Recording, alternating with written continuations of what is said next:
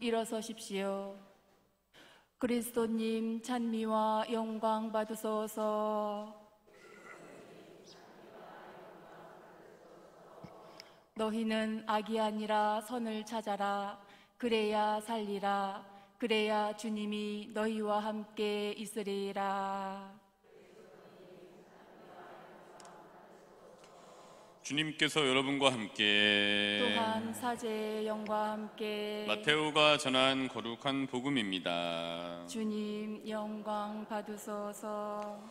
그때 요한의 제자들이 예수님께 와서 저희와 바리사이들은 단식을 많이 하는데 스승님의 제자들은 어찌하여 단식하지 않습니까? 하고 물었다. 예수님께서 그들에게 이르셨다. 혼인잔치 손님들이 신랑과 함께 있는 동안에 슬퍼할 수야 없지 않으냐. 그러나 그들이 신랑을 빼앗길 날이 올 것이다. 그러면 그들도 단식할 것이다. 주님의 말씀입니다. 그리스도님 찬미합니다. 모두 자리에 앉으십시오. 예전에 이제 부제 때 성소주일 행사 때 이제 사회를 본 적이 있었습니다. 근데 이제 성소주일 행사를 가시면 미사하고 그 다음에 뭐 미사 끝나고 점심 먹고 오후쯤에는 이제 그 신학교 정원에다가 무대를 크게 차리고 이제 온 학생들 또 성소자들 그다음에 오셨던 신자분들 위해서 좀 여러 가지 공연도 하고 뭐 이렇게 합니다. 근데 거기서 이제 사회를 이제 보는데 스님들이 나오셨어요. 한 여러분들이. 그리고 이제 나름대로 준비해 오신 이제 뭐 춤이죠. 뭐 댄스를 이렇게 막 하시더라고요. 그래서 이제 자세히 잘 이렇게 보고 있다가 이제 끝나고 나서 이제 어떻게 이거를 어떻게 준비하시게 됐습니까? 뭐 이런 이제 인터뷰를 하잖아요. 그래서 이제 인터뷰를 이제 쭉 진행하다가 딱 봤더니 가장 어려 보이는 그 연기스트 이제 수녀님 한 분이 계셔서 그 수녀님한테 이렇게 가고서 이렇게 얘기를 했습니다. 제가 요즘 정체성을 많이 잃어버렸는데 수녀님이 이렇게 얘기하시면 제가 정체성을 좀 찾을 것 같으니까 제 정체성을 한번 이렇게 찾을 수 있도록 좀 해주시죠. 오빠라고 한번 해보세요. 이렇게 했어요. 예. 오빠 해봐. 예. 이렇게 했더니 수녀님이 뭐 안 하시죠. 예. 그렇게 하다가 이제 이렇게 딱 끝났던 적이 이제 있었습니다. 오빠. 예. 제가 참 형님이라는 얘기는 많이 들어봤는데 오빠라는 얘기는 참 들은 지 정말 진짜 오래된 것 같아요. 예. 신학생 때야 이렇게 하니까 되는데 신부되고 나서는 이제 들어본 적이 거의 없는 오빠. 예. 뭐 친척들이 아주 가끔 만나면은 어릴 적부터 있었으니까 뭐 오빠 이렇게 하기는 하는데 거의 대부분이 이제 오빠라는 얘기를 이제 잊고 하죠. 이제 대부분의 신부님들이. 그래서 오빠라는 말 이렇게 한번 떠올려 보면 이게 뭘까 이런 이제 생각을 한번 해보게 됐습니다. 오빠.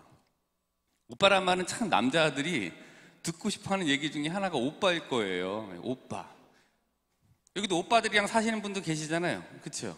근데 우리나라도 참 그런 것 같아요. 오빠랑 결혼해서 야랑 사는 경우가 많아요. 오빠 이렇게 부르다가 결혼했고 야 너나 잘해 막 이제 이렇게 막 그렇게 되잖아요. 그래서 오빠라는 말을 들으면 왜 이렇게 좋을까? 오빠라는 말 이런 것 같아요. 오빠라는 말이 근데 누나라는 얘기도 마찬가지인 것 같아요. 근데 이제 오빠라는 얘기는 또 남자들 들으면은 이렇게 뭔가 이렇게 해주고 싶은 말 다 좀 뭔가 이렇게 해주고 싶다라는 거를 불러일으키는 말이 이제 오빠인 것 같아요. 좋게 얘기하자면. 예.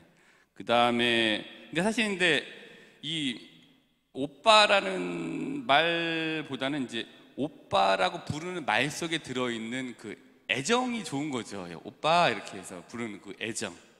그게 이제 너무너무 그 속에 있는 말이 이제 듣고 싶은 거겠죠. 예. 그 다음에 오빠라는 말을 듣는 사람한테는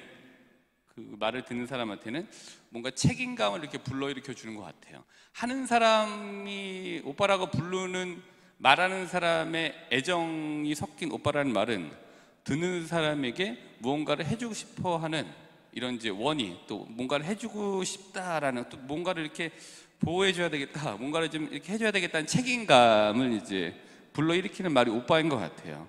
근데 물론 누나도 마찬가지인 것 같아요. 이제 오빠나 누나나 이 사람을 연장자로 인정을 한다라는 게 그 말에 깔려 있기 때문에 오빠라고 부르고 누나라고 부르는데 오빠, 누나라고 이렇게 들었을 때는 내가 좀 연장자이니, 한국과 같은 유교 문화가 이렇게 있는 이 사회에서는 내가 좀 연장자이니 좀 모범을 보이고, 내가 연장자이니 조금 더 큰 부분을 감당해야 되겠다, 또 뭔가를 좀 책임져 줘야 되겠다라는 생각을 불러일으키게 하는 게 연장자에 대한 오빠라는 표현과 누나라는 그 표현인 것 같습니다. 어쨌든 듣는 사람 입장에서는 애정과 책임감을 좀 생각하게 만들고, 또 말하는 분들의 입장에서는 이제 여러 가지가 이제 함의가 되어져 있는 거죠. 이걸 이제 한번 맞춰보시겠어요? 제가 부르는 게 뭐를, 어떤 거를 함의하고 있는지. 오빠, 그 안에 뭐가 있는 것 같으세요? 오빠, 보고 싶었어 오빠, 이거죠. 오빠, 이게 뭐예요? 엄마한테 똑바로 해, 너 이거 뭐 너 왜 그렇게 맨날 집에서 가져가기만 하고 엄마한테 왜 이렇게 화내? 이거죠. 예. 오빠, 이거 뭐예요? 나 힘들어, 이거죠. 예. 근데 거기 안에 그런 게 있잖아요. 근데 마찬가지죠. 누나 보고 싶었어, 이거 있는 것 같고. 누나, 아니 누나 똑바로 해. 왜 엄마한테 그렇게 해? 근데 집에서 돈 없으면 돈만 가져가고, 엄마한테 제대로 하지 않고 모시지도 않으면서 왜 나한테만 그러는 거야, 모시라고. 이게 이제 그 안에 있는 거죠. 오빠에도 마찬가지인 거고. 예. 그다음에 누나, 뭐예요? 미안해. 예, 뭐 이런 이제, 아니 뭐 제가 편하게 그런 거예요. 예, 하신 또 다 다르시겠습니다만은. 이제 어쨌든 오빠라는 말에는 이제 다 있는 거예요. 보고 싶어, 미안해, 좀 멋쩍어, 잘할게, 다음부터 우리 잘하자, 뭐 이런 것들이 그 안에 있는 거죠. 연장자에 대한 이제 부르는 그 말을 들을 때 이제 어떤 애정, 어떤 뭐 책임감, 뭐 이런 것들이 이제 또 막 일어나게 되는 거죠. 그래서 오늘 미사 끝나고 십자가길 다 가실 때 저한테 오빠라고 한번 불러주시면 제가 아주 오늘 힘있게 살 수 있을 것 같습니다. 예. 그럼 저도 이제 그런 말이 가끔 생각이 듣고 싶어 하는데, 하느님은 어떤 말을 듣고 싶어 하실까? 뭐 여러 가지 있겠지만, 하느님은 또 아빠라는 말을 이제 좀 좋아하실 것 같아요. 또 어떤 경우는 또 엄마라는 말도, 하느님 아버지, 하느님 어머니 다 이제 있는 거니까. 그래서 하느님 아빠, 아버지 이런 것 같아요. 그래서 우리가 하느님께서 듣고 싶어 하시는 말씀 중에 하나가 이제 아빠라는 말인 것 같아요. 그래서 우리가 하느님을 좀 이렇게 애정을 갖고 오빠라고 부르듯이, 애정을 갖고 하느님을 아빠라고 부를 때 하느님께서 이렇게 어떤 무엇을 더 이렇게 기억을 하실까, 그런 거 한번 생각해 볼 수 있는 것 같습니다. 근데 우리가 더 큰 애정을 갖고 하느님을 아빠라고 부르기 위한 여러 가지 작업들이 이제 필요하기도 한데, 아빠라고 이제 애정을 갖고 더 크게 부르기 위해서 하는 여러 가지 행위들 중에 한 가지가 이제 오늘 복음에 나와져 있는 단식인 것 같아요. 그래서 오늘의 이제 키워드는 아빠와 단식, 뭐 이렇게 이제 생각을 해보시면 좋겠습니다. 그래서 이제 마태복음 9장 14절부터 15절 한번 볼까요? 마태복음 9장 14절부터 15절.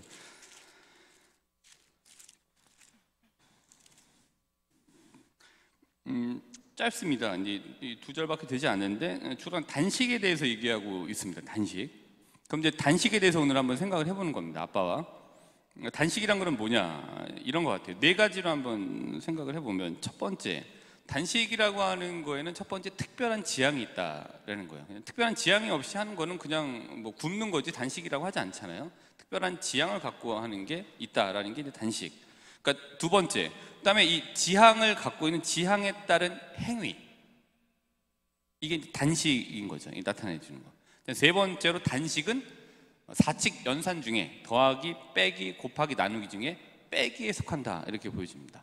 그다음에 이제 네 번째로는 단식은 이제 절제의 한 표현이다라고 이제 말씀드릴 수 있는 것 같습니다. 자, 단식이 이제 첫 번째 특별한 지향인데, 그럼 무엇을 위한 특별한 지향이겠느냐?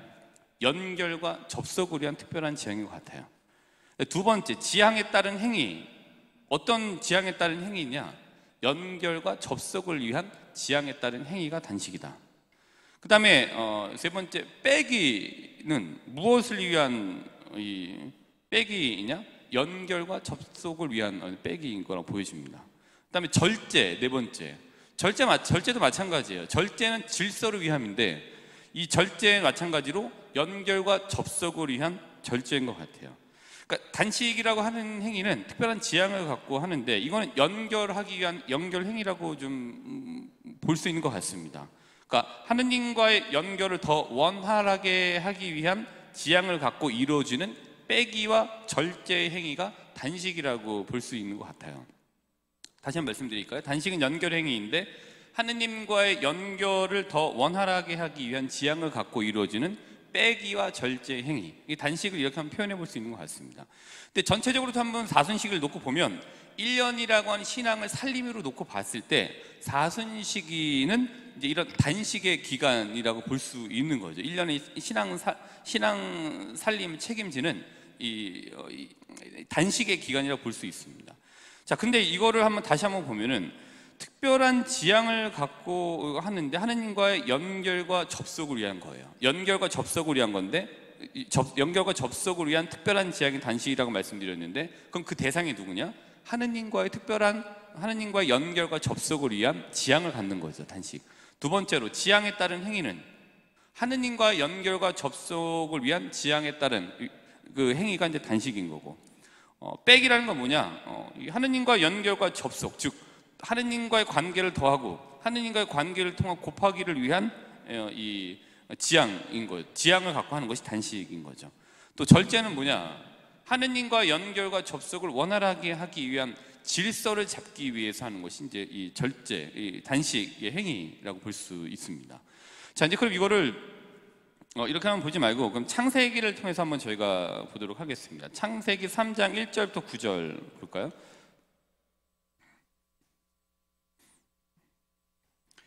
그다음에 특별한 지향, 지금 하느님과 연결과 접속이라고 말씀드렸는데 그러면은 창세기를 통해서 한번 이런 네 가지를 가지고 한번 보시면은 창세기 3장 9절에 보면은 이런 얘기가 있어요.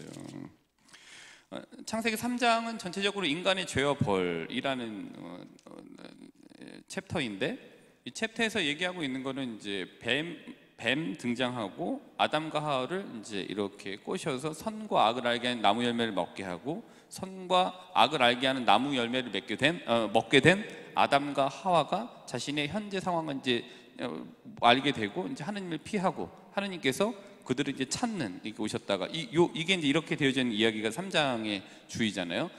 그때 3장 9절에 하느님께서 이렇게 말씀을 하십니다. 너 어디 있느냐라고 이제 말씀을 하시죠. 단식은 이거 같아요. 창세기 3장 9절 너 어디 있느냐, 너 어디에 있느냐라고 하는 하느님의 목소리를 듣기 위한 특별한 지향을 갖고 있는 것이 단식인 것 같아요. 그러니까 내 현재 지금 어떤 상태에 있느냐라는, 너 어디에 있느냐라는 거죠. 근데 두 번째로 그럼 너 어디에 있느냐라는 하느님의 목소리를 듣기 위한 특별한 지향을 갖고 하는 이를 위한 특별한 행위, 이거는 이제 창세기를 통해서 우리가 볼 수 있는 단식인 것 같아요. 그래서 이를 위한 특별한 행위, 이를 위한 어떤 겁니까? 이를 위한 것이 너 어디에 있느냐라는 창세기 3장 9절 하느님의 부르심을 듣기 위해 하는 특별한 행위, 단식이라고 볼 수 있습니다. 그다음에 세 번째로는 단식이라는 이런 것 같아요. 한번 오늘 이렇게 읽으면서 이렇게도 표현해 볼 수 있지 않을까라고 생각해 봤던 거는 선악과를 먹었잖아요. 근데 선악과를 뱉어내는 빼기의 행위가 단식인 것 같아요. 우리가 먹긴 먹었지만 선악과를 빼려고 하는 거죠. 그러니까 3장 8절에 보면 어떻게 있냐면은 선과 악을 알게 하는 나무를 먹고 3장 8절에 보시면은 그들은 주 하느님께서 저녁 산들바람 속에 동산을 거니시는 소리를 들었다. 사람과 그 아내는 주 하느님 앞을 피하여 동산 나무 사이에 숨었다. 그러니까 하느님을 피하고 하느님으로부터 숨는 행위를 한 거잖아요. 선과 악을 알게 하는 거를 먹고. 그러니까 단식이라고 하는 거는 하느님을 피하고 하느님으로부터 숨는 행위를 빼는 거예요. 빼려고 하는 이제 지향을 갖는 거죠. 뭐 여러 가지 지향이 있지만 그 중에 한 가지는 하느님을 피하고 하느님으로부터 계속 숨으려고 하는 거를 빼어내기 위한 어떤 하나의 그 행위 중에 하나라고 볼 수 있습니다. 근데 이런 것들을 빼기 위해서는 어떻게 해야 되느냐? 3장 6절 이전으로 돌아가야 되는 거죠. 선과 악을 알게 하는 나무 열매를 먹기 이전. 이제 누구나 보면 맛있어 보이고 소담스러워 보이고 하고 가질 수 있죠. 그러나 먹지는 않는 거죠. 그래서 우리가 그거를 단식이라는 행위를 통해서 선과 악을 알게 하는, 그래서 하느님과의 관계에 있어서 하지 말라고 했던 걸 했던 것들, 그걸 통해서 피하고 하느님으로부터 숨는 것들을 빼기 이전의 상태로 돌아가기 위해서 내가 어디에 있느냐를 보려고 하는 행위가 단식이 가지고 있는 것 중에 한 가지라고 볼 수 있습니다. 네 번째로는, 이거는 단식은 또 절제라고 말씀드렸잖아요. 절제라는 것이 질서를 위한 거죠. 절제하지 않고 자기가 하고 싶은 걸 다 했을 때 무질서가 오죠.